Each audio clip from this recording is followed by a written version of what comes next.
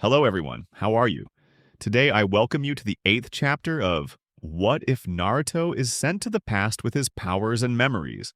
Remember, if you want more chapters of this fanfic, please like, subscribe, and comment. It doesn't cost anything, and it really helps the channel. Let's begin.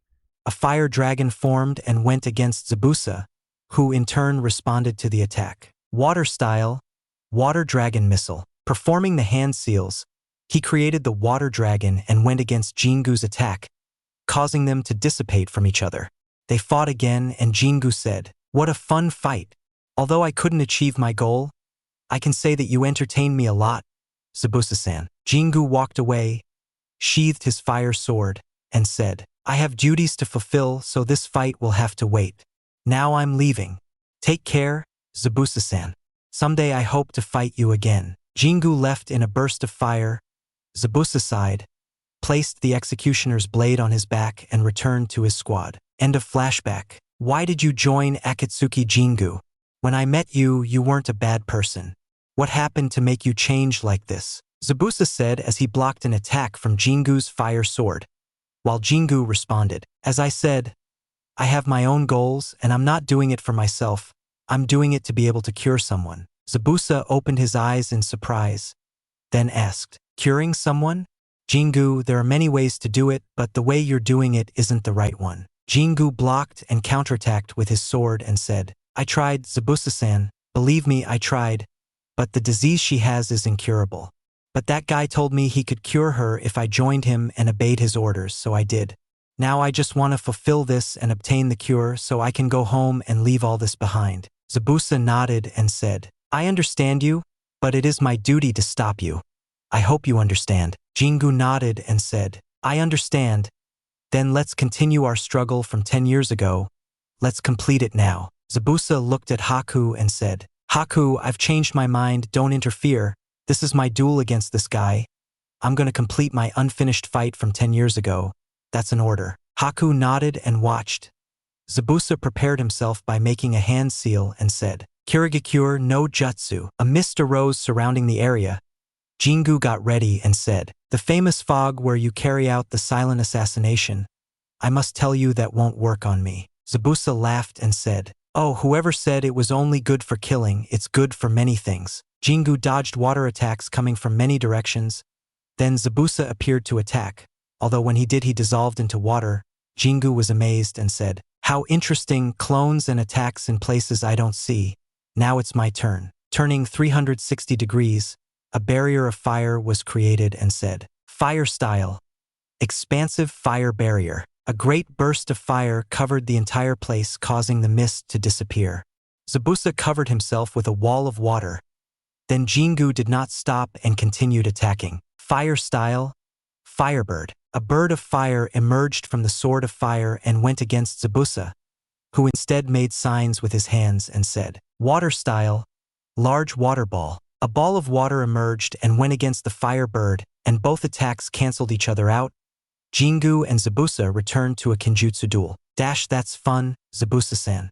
What's next? Oh yeah, I know. Let's see how you deal with this. Stepping back, he stuck his flaming sword in the floor and said, "Fire style. Blazing fire field." The earth began to burn and a sea of fire emerged. Zabuza began to look for high ground, and when he found it, he made hand seals with one hand and said, "Water style.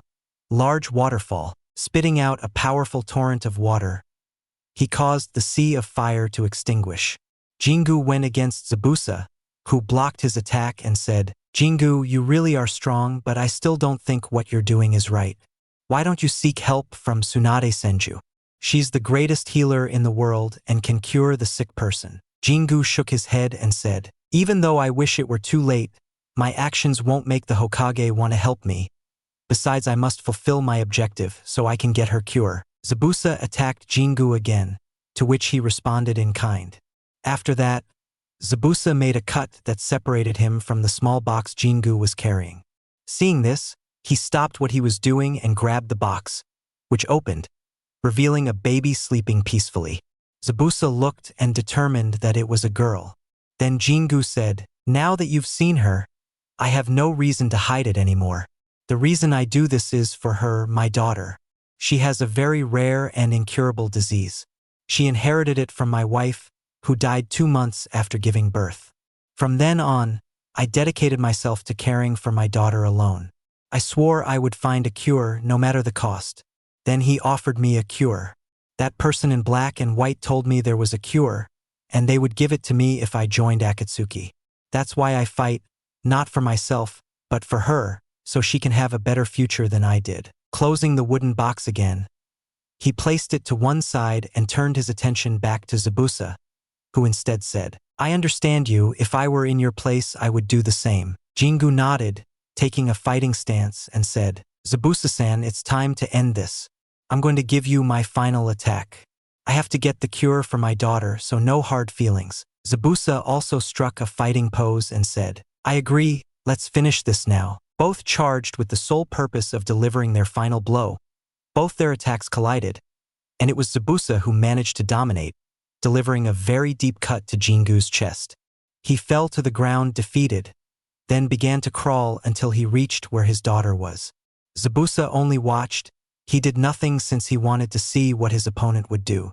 Jingu opened the wooden box, looked at his daughter, and gave his last words. My daughter, I'm sorry, but your foolish father will not be able to keep his promise.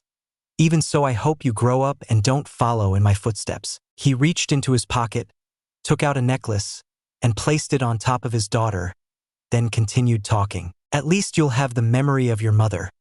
This necklace was hers, and I want you to wear it always. Jingu looked at Zabuza and said, Zabuza-san, I have one last request for you.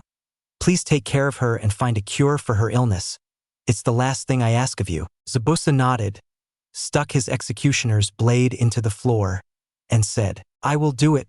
I will take care of her and find a cure. I swear it on my honor as a swordsman. Jingu nodded and said, Thank you, Zabuza-san, I trust you will. With a smile on his face, he died. Zabuza called Haku and she stood by his side, then said, Haku, carry the baby and we'll go to the shelter, go. Haku nodded and Zabuza looked one last time at Jingu and said, Don't worry, she'll know how brave you've been. I'll take care of her and do everything I can to make sure she's healed. That last thing led to Haku. Jingu, the fire master, died in his duel against Zabuza. Naruto's clone arrived at the scene and saw Zabuza and Haku there. He went down to see what was happening. Hello, are you both doing well? Zabuza nodded and said, We're fine, we just fought and won. Although I didn't enjoy the fight, you still know where the Hokage is. Naruto shook his head and said, No, I don't know because I'm a clone. But what happens if they're badly injured? I can heal them. Zabuza called Haku, who was carrying the baby, and said, This baby has a rare disease and his only chance is the Hokage. That's why I was asking. Naruto nodded and said, May I examine her? That way I can determine her condition and give a report to the Hokage. Zabuza nodded and said, Okay, Haku positions the baby for examination. Haku nodded and settled the baby. Naruto, using his golden palm, examined the baby and frowned, thinking, This is the same disease as Itachi, but how is that possible if he only got it from constant chakra used due to his Sharingan? This baby will die if I don't eliminate the residue he has, since his chakra coils aren't fully formed yet, and that could be harmful. Naruto said when he finished, This baby is very sick. I'll tell you straight. Not even the Hokage will be able to cure him. Zabuza nodded and said, Then it's all in vain. Naruto just said, All is not lost. I once encountered someone with the same illness and was able to cure them. I can treat the baby, but not here. I need a quieter place than this. I can only say that this illness is not natural. It is caused by something that can only occur if someone depletes their body too much with chakra. That's why I'm surprised this baby has it. Zabuza, astonished by the information, said, So you're telling me that someone injected him with this disease? Naruto nodded and said, Yes, and I can say that it's very advanced. If I don't act now, she could die. Let's go to the shelter and I can treat her there. Zabuza nodded, looking at Jingu thoughtfully. I promise you I will find the culprit who caused this and there will be nothing left of him when I find him. Zabuza, Haku, and the clone went to the shelter immediately, as it was important to save the baby. Absolute Zero vs Unbreakable Steel. Ken ran to find people in danger. It was his duty to protect the place where his people lived in peace. On his way, he found a lot of ice. When he went to investigate, he found a guy with the same clothes he had seen before. A black robe with red clouds. This guy was walking, freezing everything in his path. Frozen in the ice were Konoha shinobi. Ken, preparing his crossbow, got ready to fire, but the guy turned to look at him and smiled. Then he dissipated, revealing that he was a clone. "Where are you looking, brat?" Ken felt a chill behind him. Turning slowly, he saw his target standing there looking at him. Raising his hand, he touched Ken's face and raised his gaze so that he looked him face to face. Ken, for his part, was motionless. He did not know why, but he could not do anything at that moment. Then the Akatsuki member said, "How pleasant. A beautiful and handsome young man. It's a shame I have to kill you, but I think I'll keep you in an ice coffin where your beauty will never be lost. Look at me deeply, and thus your beauty will be eternal." Ken couldn't help but stare at her. He didn't know why. He tried to move or attack but couldn't. He stared into those mesmerizing eyes. Slowly, the Akatsuki member approached with the intention of kissing him. With his last will, Ken fired his arrow. It bounced and went towards the Akatsuki member. When she saw the attack, she dodged it and Ken was able to recover. "What was that? I felt like I was completely frozen in that moment and couldn't move." The Akatsuki looked at him and said, "You're lucky to have managed to do that before being sealed in my ice coffin. Well, just removing that will be enough." Ice element. Ice spikes. Launching a mid-range attack, the ice spikes went towards Ken. He instead made hand seals and said, "Steel element. Steel wall." A wall of steel formed and blocked the Akatsuki's attack. She was surprised by this and said, "Wow, besides being handsome, you're dangerous. You control steel, the only thing that can fight against my ice, even though we'll see what you can do." Ice element. Ice pillars. Pillars of ice were directed at Ken, who in turn prepared his crossbow and said, "Steel element. Steel piercing arrows." Firing a series of steel arrows, these broke the ice pillars and through the rebounds managed to destroy all the pillars. The Akatsuki member marveled at what he saw and said, "Boy, what's your name? When I lock you up, I want to record your name. If you do it, I'll tell you who I am." Ken just thought, who this woman will be. However, the information will be important to Naidame-sama. Ken looked at the Akatsuki woman and said, "I am Ken Uzumaki and you are." The Akatsuki nodded and said, "Ken-kun, you're interesting. My name is Hiligo Yuki. I came here in search of my family. Don't you know something? Do I know something about your life that you're asking me that?" Hiligo smiled mischievously and said, "Oh, it's easy. The blood of our lineage must have already manifested in him. So I'll ask you something different. Do you know anyone who knows how to use ice besides the girl from Kirigakure?" Ken immediately put the pieces together and thought, it's possible this woman is related to Naidame-sama's student. I only have one way to find out. Looking at Hiligo, he said, "Possibly yes or maybe no. If you beat me, I'll tell you, but I won't be too careful." I didn't finish because Hiligo stepped in front of him and said, "How adorable you are, Ken-kun, very well. If you are able to impress me, I will tell you a secret. While we see what you can do, you're steel against my absolute zero." Hiligo moved away and began his attack. Ice element. Ice King's Field. The entire area froze and a throne formed next to Hiligo. She sat down and began to speak. "Come on. Surprise me, Ken-kun, try to overcome my ice field." Ken got ready, tried to walk and noticed how slippery the floor was. Concentrating chakra in his feet, he managed to stabilize himself and with his other free hand he said, "Steel element. Steel halberd." Creating his famous halberd in his hand, he went against Hiligo, and she just snapped her fingers and ice people came out to go against Ken. Using his crossbow, he said, "Steel element. Expanding steel arrows." Firing arrows in central locations, they exploded and many steel arrows went against the ice figures, destroying them. Ken continued advancing until an ice wall appeared blocking his path. Then more walls appeared until he was trapped. Seeing his situation, he made hand seals and said, "Steel element. Steel pillars." Many steel pillars formed and broke through the ice walls. Hiligo was surprised to see it emerge. Ken immediately continued his march. Hiligo kept attacking with his ice figures, which Ken destroyed with his steel halberd. When he was close to her, he said, "That's it, I'm going to end this." Ken was preparing to impale his halberd on Hiligo, but Ken's entire body was covered in ice. "Q, what happened? How is it?" Hiligo stood in front of him and said, "Ken-kun, you're amazing. Your steel technique is truly capable of overcoming my ice, of course, since that's its weakness. Even so, if one plans their moves well, one can win, and you, my red-haired boy, fell right into my trap. Now tell me what you know about my family. If you're wondering why I came for the Jinchuriki, well, I'll tell you that I'm not interested in that brat. I only used the pretext to get closer to Konoha and look for my family. Now, before I lock you in my ice coffin, tell me everything you know. Ken tried to move, but it was impossible because he was encased in a block of ice. Then he said, I don't know much. I only know that he is Naidame-sama's student, and yes, he has awakened his ice lineage, although he only made little progress because our limited knowledge of ice held him back. Hiligo nodded and said, I see, I have a lot to do then. If you say he's your student, then how old is he? Ken hesitated, but in his current situation he had no choice but to respond. I imagine he's 12 years old, wears glasses and likes to study. He asked me to teach him the art of Bukijutsu, and he's been learning and adapting perfectly. Hiligo nodded and said, An impressive grandson. You were teaching him. Huh? I appreciate you dedicating yourself to training him, but from today I'm taking him with me and he'll have a good education. Tell me where he is. Ken shook his head and said, No, you won't take him away. He has a life here and is happy with his friends. Do you want to ruin that happiness he has now just for a whim? Hiligo glared at him angrily and said, You know nothing, kid. I had to separate from my son because the bloodline purge started in Kirigakure at that time. I sent him far away to keep him safe, and he ended up in Konoha. So now I'll look for my grandson and my son, take him away from this village, and teach him the secrets of Absolute Zero.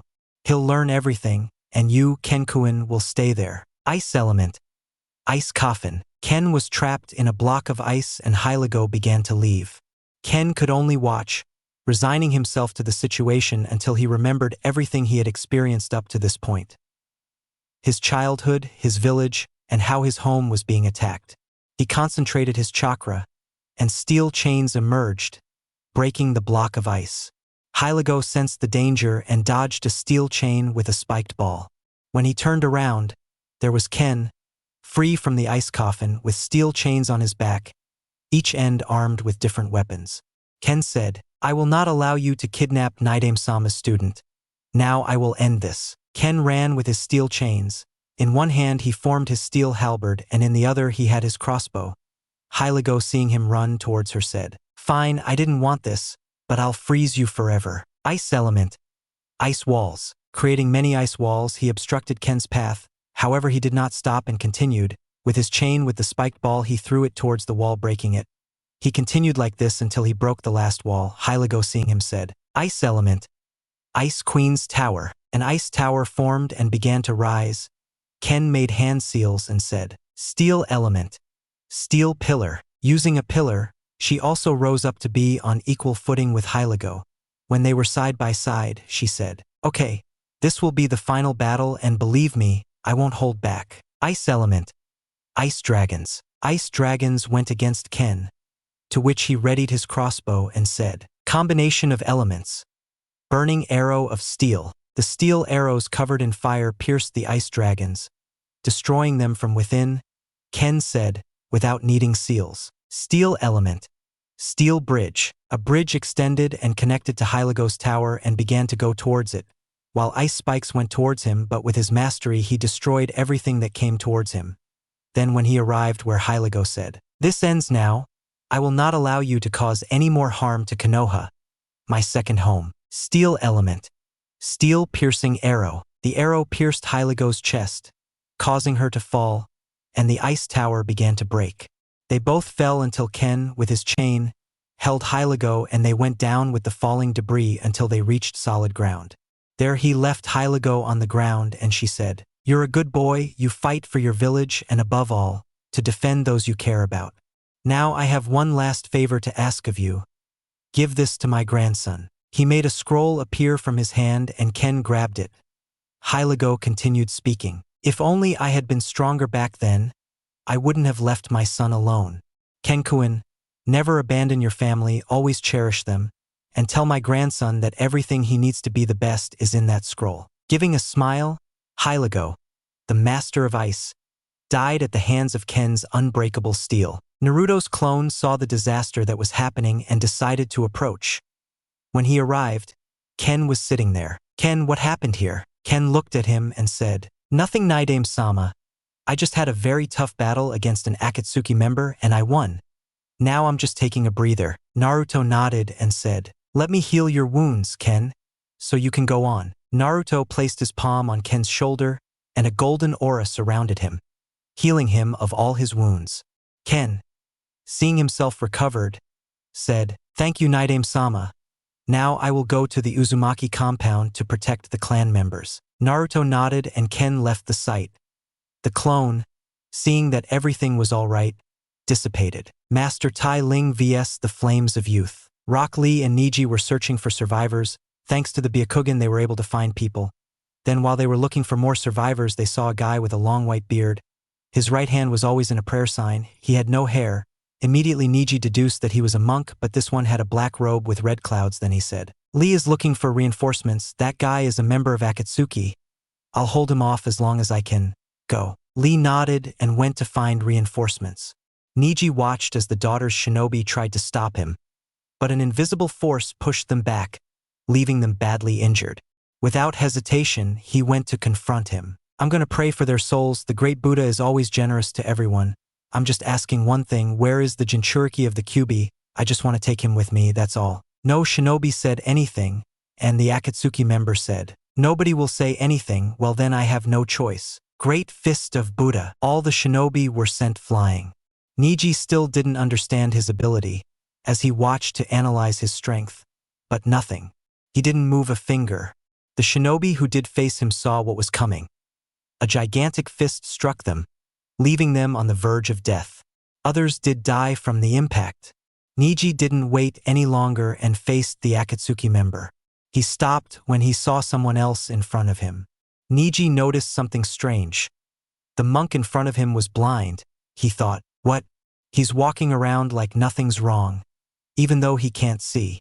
I need to find out more." The Akatsuki member noticed that he had another person in front of him and said, "Young man, you will tell me who the Jinchuriki of the Kyuubi is. If you do, you can leave." Neji simply activated his Byakugan and assumed his gentle fist stance and said, "I'm not going to tell you anything, so you better tell me who you are and why you're attacking Konoha." The Akatsuki member said, "Don't you have any respect for an old man? Well, your generation doesn't know life yet. Let me introduce myself. I am the monk of the highest mountain in the land of lightning. I am Master Tai Ling, a follower of the great Buddha. And what I'm looking for, well, I already said it and that's why I'm here. So are you going to tell me where it is, or are you going to just stand there?" Neji was not surprised and ran towards Tai Ling, preparing his attack. "You're in my attack range. 8 trigrams. 128 palms." Tai Ling only said, Calm." Neji began his attack, but surprisingly Tai Ling dodged everything without problems. When he finished, Neji was surprised to see that his opponent dodged everything without problems. Tai Ling prepared his attack and said, "A push from heaven." Using his fist, he punched Neji, pushing him away. Neji, in pain, remained in his fighting stance, and Tai Ling said, "Young man, since you continue to resist, I'm afraid I must put an end to you." 100 fists of heaven. Tai Ling approached Neji to strike, and he responded. 8 trigrams. Kaiten. Spinning on his own axis, he created the ultimate defense of the Hyuga clan. Tai Ling continued his attack. The technique reached Neji, and on the 30th hit, the Kaiten was nullified. Neji was stunned to see his defense destroyed. Then Tai Ling's attack combo reached him, and when he executed the last one, he said, "Now it's your end." Great Fist of Buddha. A giant fist impacted Neji, burying him in the ground. Tai Ling, seeing that it was over, was about to leave, but Neji got up. He was completely injured, with a broken arm and missing an eye because he lost it when he was hit by the 100 blows. Then he said, "Where you're going? I'm not finished with you yet." Tai Ling turned around when he heard her voice and said, "Young man, if you value your life, go and get healed. If you decide to continue, you will die, and for such a young life to end now when it has a future will make you have to pray to Buddha to cleanse yet another sin." Neji just said, "No, I will finish you off and then I can be at peace with myself." Tai Ling ran up to him and held out his hand. saying, "Great thrust from heaven." Neji also readied his available fist to strike him, and the impact came. Neji spat blood because he was stabbed, and his fist hit the air as Tai Ling dodged it, withdrew his hand from Neji's body, and he fell to the ground. He just thought, "Hinata-sama, take care of yourself and be happy with the one you love." In the shelter, Hinata was helping those who were arriving, and then a wind blew, alerting her, and she thought, "What was that? Something's happened. I need to go find out." He abandoned what he was doing and went where the wind led him. With Tai Ling, "It's a shame such a young life is lost like this. Anyway, I warned him. Now I'll go on my way." Dynamic input. A clean blow hit Tai Ling, sending him flying into the wall. Lee and Kakashi arrived, and Lee saw Neji lying on the floor bleeding. He immediately went to him, trying to help him. "Neji, come on, wake up. I just arrived with reinforcements. Please wake up." Kakashi stood beside him, saw Neji's serious injury and shook his head, looked at Lee and said, "It's too late, Lee, he's dead, we're too late." Lee shook his head and said with tears in his eyes, "No, Neji, if I hadn't left you alone, because I didn't want this, if only I had been faster." Tai Ling stepped out from behind the wall and focused on the newcomers in front of him. "Two more lost souls. Please tell me where the Kyuubi Jinchuriki is and I'll leave." Kakashi ordered. "Lee, stay back. I'll take care of him and look after Neji's body, that's an order." Lee hesitated but nodded. Kakashi said with his Sharingan active, "Based on your appearance, you are Tai Ling, the Akatsuki member with a mastery of taijutsu." Tai Ling nodded. "That's right, so young man, tell me where the Kyuubi's Jinchuriki is and I'll go." Kakashi advanced towards Tai Ling and began his taijutsu, while Tai Ling calmly blocked his attacks and even dodged with ease. "What? He's blind and yet he avoids my attacks like it's nothing. How does he do it? No matter, I must endure until Pakken brings Guy." Kakashi thought, and Tai Ling said, "It seems it will be like everyone else's. Well, time to end this." 10 thrusts from heaven. Moving his hand forward to strike, Kakashi, with the Sharingan, managed to dodge his attacks. He knew that if he hit him with that, it would be a fatal wound. When he finished, he made hand seals and said, "Fire style, great fireball." Tai Ling, feeling the attack, raised his hand, palm facing forward, and said, "Buddha's palm." A large palm formed, blocking the fireball. Kakashi was stunned, and Tai Ling said, "This is Buddha's defense. Nothing can penetrate him. Now it's my turn to respond to the attack." Tai Ling charged at Kakashi. They were engaged in a taijutsu duel, but Kakashi had the advantage because he could read his movements with his Sharingan. Tai Ling prepared for his attack. "Young man, you are really good, but I still ask you to forgive me for what I am about to do." 10 great fists of Buddha. Huge fists struck Kakashi, keeping him in the air, and the final blow sent him crashing to the ground. Kakashi was on the verge of dying from receiving those blows. Tai Ling approached and said, "Forgive me, young man, for this. I didn't mean to hurt anyone, but I'm forced to do this.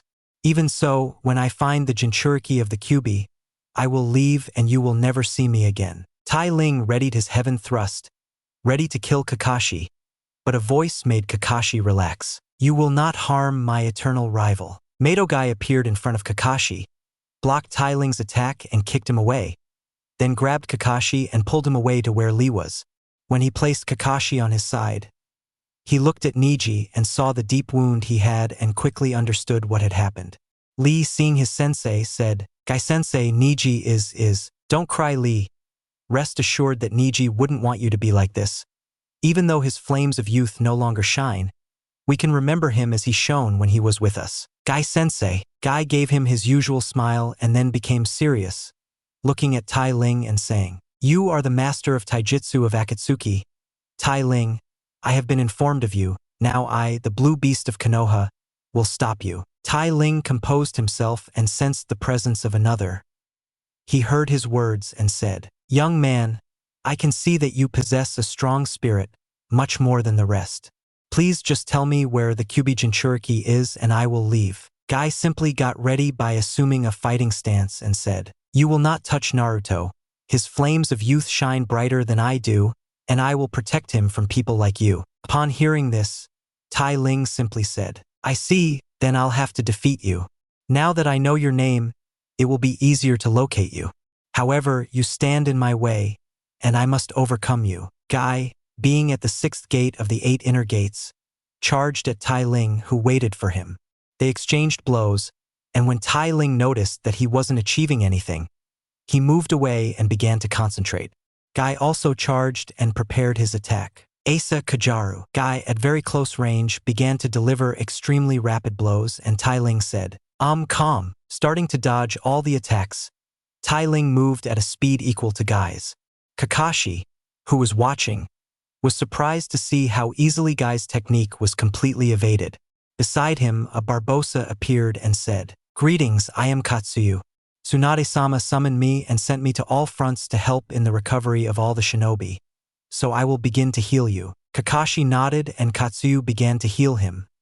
Then said, "I have information from Tsunade-sama. She says that 6 of the 8 members of Akatsuki have been defeated." Kakashi nodded and asked, "We have some information about who defeated them." Katsuyu nodded and said, "Yes, the ANBU captain, Weasel, defeated one named Iduki. According to his report, he was a genjutsu specialist. Then we have information about Naruto's summoning. He defeated Ariko, the steel release user, but with a loss. Kiba Inuzuka died in the fight. Then Ken Uzumaki finished off Hiligo, the ice release user. His steel release was the key to overcoming the ice release lineage. And next is Zabuza's team, who confirmed the death of Jingu, the fire release user. The deaths of the other 2 are still to be confirmed, but Naruto confirmed that they were defeated. However, he says he won't reveal who fought against them yet." Kakashi nodded and while being healed continued to watch Guy and the Akatsuki fight. Guy finished his combo but Tai Ling dodged them all. He said, "Young man, you have a strong spirit and you really impress me. However, I must tell you that you are not yet at my level. Now it is up to me to attack. With this I will finish you off in one blow." 10 great fists of Buddha, sending out the attack that ended Kakashi once more. Guy got ready, thinking, "He dodged all my attacks and now launched one that covers a lot of distance but is concentrated on a single point. I must respond in kind." Guy got ready, then he said, "7th gate of commotion opened. This attack has a wide attack range, but if I don't use it, then all will be lost." Concentrating his fist on a single point, he said, "Hiradora." Both attacks marched and connected with each other. Guy knew how destructive his technique was, so he performed his less powerful version to avoid further destruction of the village. When it was all over, the smoke was receding, and Tai Ling was standing there with his palm facing forward. Then he said, "Young man, you truly have a very strong spirit. No one has ever cornered me or even stopped my great Buddha fist attack. Even so, I want you to know that you will not be able to defeat me. Although I don't like to fight, I want you to know that if you fall today, I will pray for your soul so that Buddha may guide you on a good path. Now I will show you that no one can challenge the great Buddha." Tai Ling concentrated and behind him appeared the image of the Buddha himself. Then he said, "The Buddha himself protects me. He is my shield and guides me, since I can observe the spirits of each person and know when and where they are. Now with this, they will not be able to defeat me, just surrender and you will be able to live. This is the last opportunity one offer you." Both Guy and the rest were astonished at what they saw. However, Guy did not hesitate and said, "I think it's time, my eternal rival. I want you to know that I enjoyed all our encounters, but still take care of the rest." Upon hearing this, Kakashi thought what he hadn't believed possible. "Guy, are you going to?" Guy nodded and said, "That's right. It's time for the blue beast to become the red beast." Kakashi shook his head and said, "No, you can't do that, you'll die if you do." Guy simply smiled at Kakashi and prepared himself, placing his finger on his chest, right over his heart. A red vapor began to emerge as Guy thought, "I'll do this for everyone. This guy shouldn't keep advancing. If I fail now, no one will stop him. Even though my body is at its limit, I can only execute my most powerful technique. If that fails, it's the end." 8th gate of death opened. Formation of the 8 inner gates. Tai Ling could observe the great spirit emanating from his opponent. "What a spirit! You'll really go this far just to defeat me? I only wanted you to surrender so I could search for the Kyuubi's Jinchuriki, but you chose to fight and I respect that. I'll see what you've got, and if you manage to defeat me, I'll tell you why I'm interested in the Jinchuriki. I'll be waiting, young man." Kakashi just watched and remembered how Guy once used the 8 inner gates on Madara Uchiha. But now, by using it and without Naruto nearby, his friend would definitely die. Guy knew he only had one chance. If he failed, it was the end. Tai Ling, though blind, could feel Guy's great spirit. He just thought, it's time, just as the great Buddha told me, this guy is very strong, much stronger than those I've faced. Flashback. Tai Ling was meditating until he encountered Buddha in his mind. Great Buddha, I am honored by your presence. Tell me what you need. Buddha simply said, Tai Ling, this will be your last journey. When you reach your destination, you will die. So I have something to tell you. Prepare everything on a scroll and give the information we have to the bearer of the sacred staff of heaven. There are things you won't understand, but he will, and your student must continue training since he is one of my disciples. Now do it and don't reveal this to anyone until you are on the verge of death. End of flashback. Tai Ling smiled thoughtfully. I have lived a good life and I regret everything I have done. Great Buddha, I hope you forgive all my deeds. So be it, Tai Ling, now fulfill your destiny. Tai Ling was amazed to hear Buddha speak for the last time, looked at Guy and said, Young man, you are the strongest. Of all those I have fought, no one has an indomitable spirit like yours. You hold the title of the most powerful of all, never forget it. Guy, ready for his final attack, charged. A dragon created from red steam materialized and then said, Feel the power of my youth. Guy Nocturno, leaping to deliver a kick. Tai Ling did not move or defend himself. He received the blow directly. He was pushed towards the wall, causing a very intense smoke. Lee only watched. He knew that his sensei chose this path and accepted it. Kakashi, seeing that Tai Ling received the attack, directly said, That was Guy's last attack, that's how it ended. The smoke cleared and Tai Ling was mangled, missing both legs and an arm. Yet he was still alive. He watched as Guy's spirit faded, crawling towards him and saying, Young man, you have fought well. I only have seconds left to live, but at least I will do this to atone for my sins. You will not die since you still have a future. When Kakashi saw Tai Ling approaching Guy, he went immediately, and what he heard reassured him. Technique of the great Buddha, recovery of the spirit. Touching Guy's chest, which was lying on the floor, he managed to avoid the effect of the 8 inner gates. Then he took out a scroll and placed it on Guy's chest, saying, Please deliver this to the Jinchuriki of the Kyuubi. There is a lot of information about something only he knows. Please, this is my last request. Kakashi, who was nearby, nodded, and Tai Ling finally died in peace, knowing that his sins had been forgiven. Tai Ling, the taijutsu master, died at the hands of Guy. Naruto's clone was advancing and arrived where Neji, Kakashi, Lee and Guy were. He looked at everyone's condition and said, I see you had a tough battle.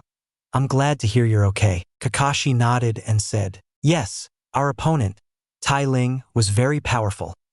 Only Guy with the 8 inner gates managed to defeat him. Naruto said, astonished, What? I'll use that now. Tell me it's not too late yet. Kakashi, seeing what he had planned to do, said, Relax, that Tai Ling did something and Guy isn't dead, he just needs to recover. Now tell me, are you a clone or not? Naruto nodded and said, Yes, I'm a clone. Tell me what happened so I can send the information to the original. Kakashi began to explain everything that had happened, and Naruto nodded. Go to the shelter and take Neji with you, then just wait for it to end. And I didn't finish because Hinata appeared and saw Neji dead. She quickly approached and said, Neji-Nizan, why did you have to die? No, I don't accept this. Naruto appeared beside him and said, Calm down, Hinata-heim, he chose this path and I know he wouldn't want you to be like this. Go to the shelter and stay there. Okay? Hinata nodded and Kakashi, carrying Guy's body, ordered everyone to follow them to the shelter. Seeing that everyone had left, the clone dissipated. Naruto received the information. He needed to remain as calm as possible and not let his emotions get the better of him, so he continued onward. Tsunade was with Jiraiya on the balcony of the Hokage Tower, while she was managing all the movement of the Umbu and Shinobi. Then she received reports of the fall of the Akatsuki. Using the summoning jutsu she called Katsuyu and made her disperse to all the places of the battles. While she did so, a red-haired boy appeared behind them and said, Go Dame Hokage, I will politely ask you to hand over the Jinchuriki of the Kyuubi to me or suffer the consequences. Turning around, they saw that he was a redhead. Tsunade deduced that he was an Uzumaki, and Jiraiya said, You are the Uzumaki kidnapped by Akatsuki, and why do you have those eyes? The redhead just said. I'll say it again, hand over the Kyubi Jinchuriki or the entire village will be destroyed. Tsunade was the one who spoke this time. Stop, don't you dare destroy the village, Jiraiya, we have to stop him. Nodding, they both went against him, only for him to explode into smoke and appear beside them, saying, I warned you, and now you will know the fear that Madara-sama's hand can provoke. The redhead ran towards the center of the village while Tsunade, Jiraiya, and the Umbu followed him. When he arrived, the redhead was surrounded by everyone and said, they refuse to obey and will suffer the consequences. They will learn that the world now belongs to Madara-sama. Floating, he rose into the sky. It was sunset and night was falling.